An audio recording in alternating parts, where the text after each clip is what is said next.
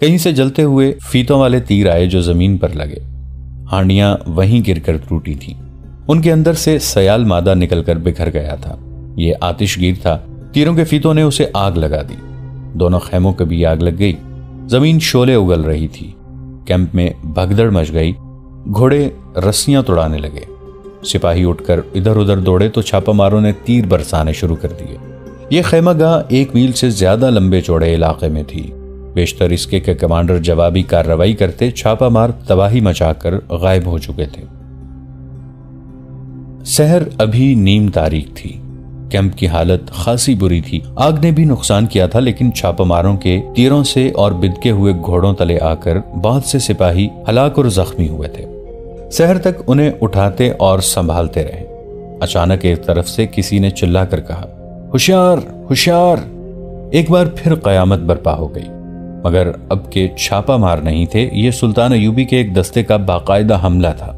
दुश्मन इस जगह हर लम्हा तैयारी की हालत में रहता था, लेकिन रात को छापामार उसकी हालत ऐसी बदल आए थे कि तैयारी खत्म हो गई थी। दुश्मन के सिपाहियों ने जमकर लड़ने की बहुत कोशिश की, लेकिन उनके पांव जम न सके। सुल्तान अयूबी उनका दमखम पहले ही खत्म करा चुके थे। फिर भी दोनों फरीकों का खासा नुकसान हुआ। दुश्मन के सिपाही पसपा होने लगे। कमांडरों ने उन्हें बहुत ललकारा, मगर दूसरी तरफ की ललकार उनके लड़ने के जज्बे को तबाह कर रही थी। सुल्तान अयूबी के सिपाही उन पर चिल्ला रहे थे, तुम काफिरों के दोस्त हो, खुदा हमारे साथ है, अपना हश्र देखो, तुम पर खुदा का कहर नाजिल हो रहा है। सुल्तान अयूबी ने अपनी फौज के निहायत मामूली से सिपाही के जहन में भी उतार दिया था कि तुम हक पर हो और कुफ्फार के दोस्त मुर्तद हैं। उनके मुकाबले में खलीफा की फौज के पास ऐसा कोई मकसद और कोई नारा नहीं था। दुश्मन के सिपाही बिखर गए। बहुत से पसपा होकर दरिया पार कर गए और कुछ इधर उधर वादियों और नशेबी जगहों में जा छुपे। सुल्तान अयूबी ने हमला आवर दस्ते के कमांडर को हुक्म दे रखा था कि दुश्मन की पसपाई की सूरत में अपना कोई दस्ता, जैश या कोई सिपाही दरिया पार न करे। उन्होंने इस कैंप पर हमला करके दरअसल दुश्मन को धोखा दिया था। वो ताक़ुब नहीं करना चाहते थे। वो आगे के तफसीली जायजे और मुशाहिदे के बगैर कभी पेशकदमी नहीं करते थे। वो दरिया कहीं दूर से पार करना चाहते थे, लेकिन दुश्मन ने उन्हें यहीं से साफ रास्ता दे दिया तो उन्होंने यहीं से दरिया पार करने का फैसला कर लिया। वो खुद आगे गए।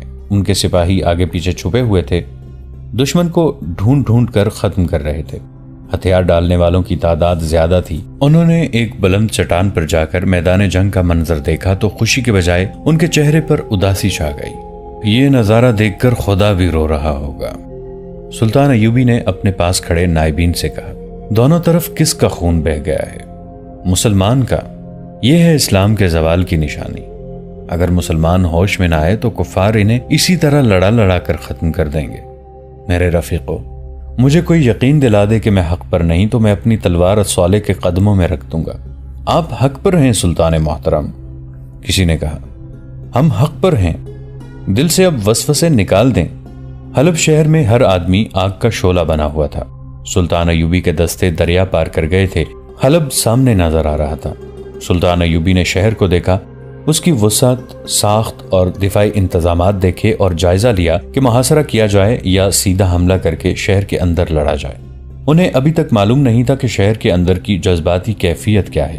उन्हें तवक्को थी कि शहरी चूंकि मुसलमान हैं, इसलिए वो 2 मुसलमान फौजों की जंग के खिलाफ होंगे। गालिबन इसी तवक्को ने उनसे वो कार्रवाई करवाई जिसने उन्हें परेशान कर दिया। उन्होंने नफरी से नीम मुहासरे की तरतीब में अपने दस्ते आगे बढ़ाए। लड़ाई की इब्तदा तीरों के तबादले से हुई, लेकिन कुछ ही देर बाद उन्होंने महसूस किया जैसे उनके दस्ते पीछे हट रहे हैं। हलब के दिफा में लड़ने वालों का ये आलम था कि एक तरफ से कमोबेश 200 घोड़सवार निकले थे। उन्होंने सुल्तान अयूबी के एक दस्ते के एक पहलू पर हमला कर दिया। ये बड़ा ही तेज और दलेराना हमला था जो प्यादा दस्ते पर किया गया था। उनके सवारों ने जवाबी हल्ला बोलकर अपने प्यादा दस्ते को बचाने की निहायत अच्छी कोशिश की, लेकिन घोड़ों के तसादुम में अपने ही प्यादे कुचले गए। फिर यूं होने लगा कि शहर से एक जैश प्यादा या सवार निकलता। उनके पीछे से शहर की मुंडीरों और बुलंद जगहों से तीरों की बौछारें आती और हमला करने वाले जैश सुल्तान अयूबी की सफों में घुस जाते। हलब का ये मारका बड़ा ही खूनरेज था। इस कैफियत में सुल्तान अयूबी के 2-3 जासूस बाहर निकल आए और सुल्तान अयूबी को ढूंढते उन तक पहुंच गए। انہوں نے بتایا کہ شہریوں کو کس طرح ان کے خلاف بھڑکایا گیا ہے اور شہر کے دفاع میں لڑنے والے اتنے فوجی نہیں جتنے شہری ہیں۔ سلطان ایوبی کو یہ تو پہلے ہی معلوم تھا کہ حلب کے باشندوں پر ان کے خلاف جنگی جنون طاری کیا جا رہا ہے، لیکن انہیں اندازہ نہیں تھا کہ شہری اس پاگل پن سے لڑیں گے۔ وہ ان کی دلیری پر اش اش کر اٹھے، لیکن بڑے افسوس کے ساتھ کہنے لگے، یہ ہے مسلمان کی شان، ان کا عسکری جذبہ دیکھو، کفار مسلمان کے اسی جذبے کو ختم کر رہے ہیں۔ سلطان ایوبی نے اپنے دستوں کو پیچھے ہٹا لیا۔ انہیں کسی نائب نے مشورہ دیا کہ شہر پر منجنیقوں سے آگ پھینکی جائے۔ سلطان ایوبی نے یہ مشورہ قبول کرنے سے انکار کر دیا۔ انہوں نے کہا کہ شہریوں کے گھر تباہ ہو جائیں گے، ان کی عورتیں اور بچے مارے جائیں گے، اس لیے میں نے تباہ کار چھاپہ ماروں کو نہیں بھیجا۔ اگر یہ شہر صلیبیوں کا ہوتا تو اب تک شعلوں کی لپیٹ میں اور میرے چھاپہ ماروں کی زد میں ہوتا۔ جو مسلمان میدان جنگ میں آ کر لڑتے اور مرتے ہیں انہیں میں روک نہیں سکتا، اور جو گھروں میں بیٹھے ہیں انہیں میں مارنا نہیں چاہتا۔ انہوں نے چند اور دستے آگے بلا کر شہر کو مکمل محاصرے میں لے لیا اور حکم دیا کہ دفاع میں لڑا جائے، حملہ ہو تو روکا جائے، حملہ نہ کیا جائے اور محاصرہ مضبوط رکھا جائے۔ نفری کی بھی کمی تھی اور شہر کو تباہی سے بچانے کا خیال بھی تھا۔ جنوری 1175 عیسوی کا پورا مہینہ محاصرہ جاری رہا۔ حلب کی فوج اور شہریوں نے محاصرہ توڑنے کے لیے حملے کیے، لیکن اب وہ کامیاب نہیں ہو سکتے تھے کیونکہ سلطان ایوبی نے اپنے دستوں کی ترتیب اور سکیم بدل دی تھی۔ 1 فروری 1175 عیسوی کی صبح سلطان ایوبی کو اطلاع ملی کہ تریپولی کا صلیبی حکمران ریمانڈ حماد کی طرف بڑھ رہا ہے۔ انہیں ریمانڈ کی فوج کی نفری کی اطلاع بھی دی گئی تھی کہ کتنی پیادہ ہے اور کتنی سوار۔ سلطان ایوبی کو پہلے ہی توقع تھی کہ یہ صورت بھی پیدا ہوگی، اس لیے وہ تیار تھے۔ انہوں نے اس کے لیے دستے محفوظ رکھے ہوئے تھے اور ایسی جگہ رکھے ہوئے تھے جہاں سے وہ ریمانڈ کے استقبال کے لیے بر وقت پہنچ سکتے تھے۔ انہوں نے یہ اطلاع ملتے ہی اپنے قاصد کو اس پیغام کے ساتھ ان دستوں کی طرف دوڑا دیا کہ جس قدر جلدی ہو سکے الرستان کے علاقے میں پہنچ کر بلندیوں پر تیر انداز بٹھا دو۔ سوار دستے پیچھے رکھو، میں آ رہا ہوں۔ اگر صلیبی فوج مجھ سے پہلے آ جائے تو سامنے کی ٹکر نہ لینا، گھات لگانا اور شبخون مارنا۔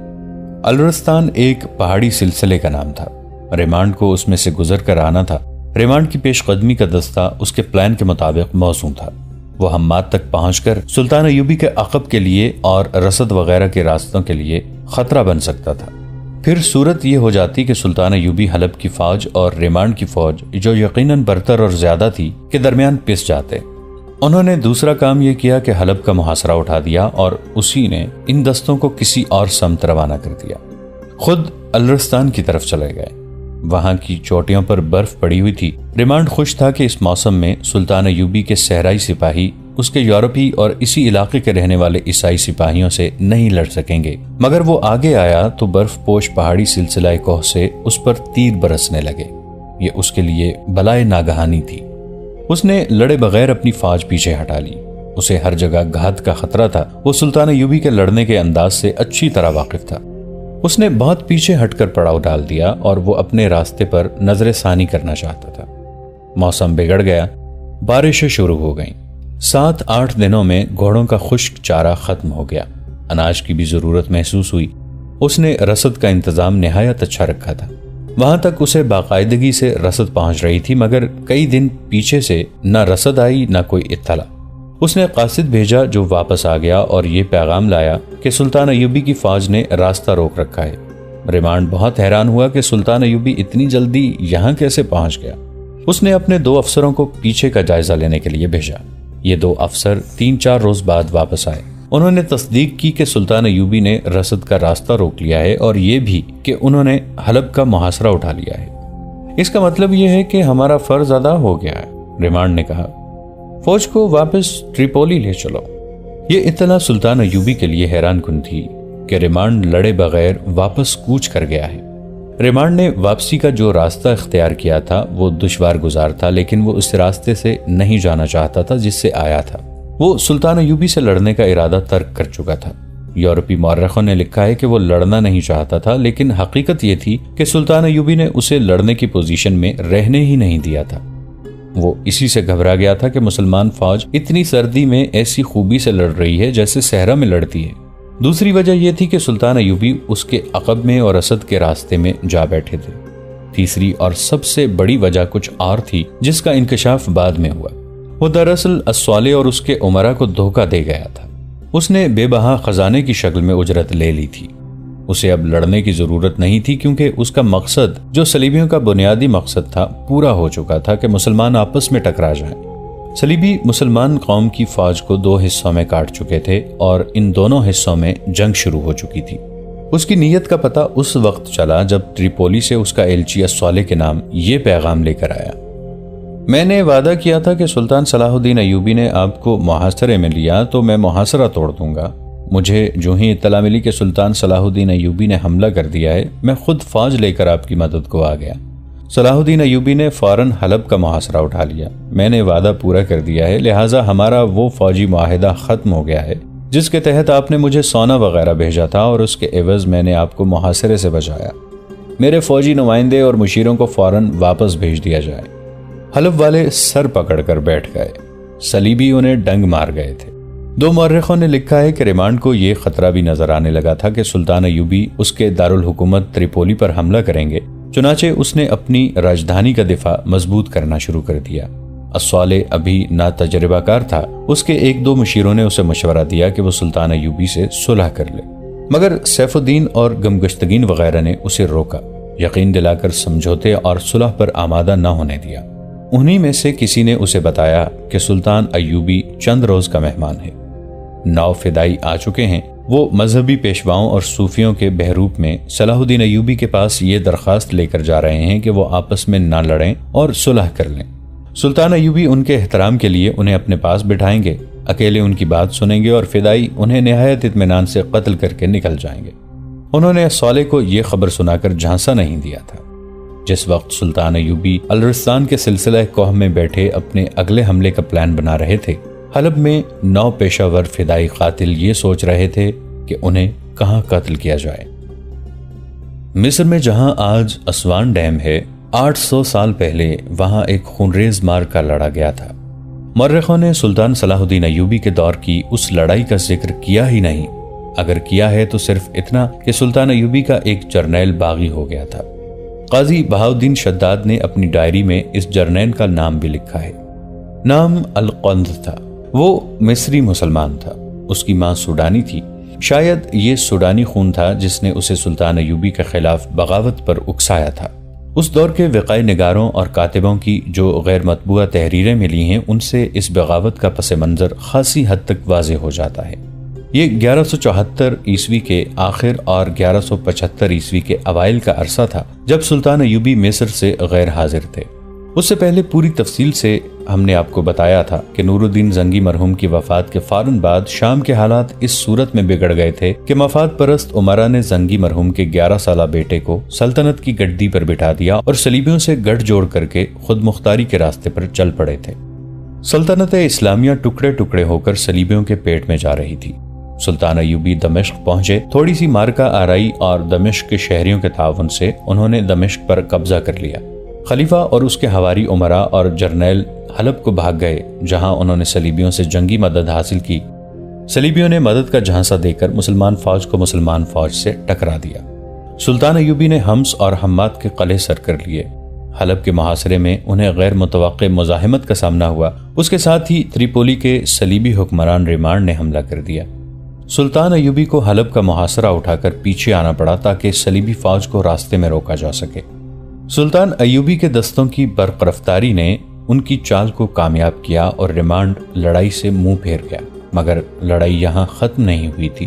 اصل جنگ تو یہیں سے شروع ہوئی تھی۔ سلطان ایوبی الرستان کے سلسلہ کوہ میں اپنی فوج کو پھیلائے ہوئے کھڑے تھے۔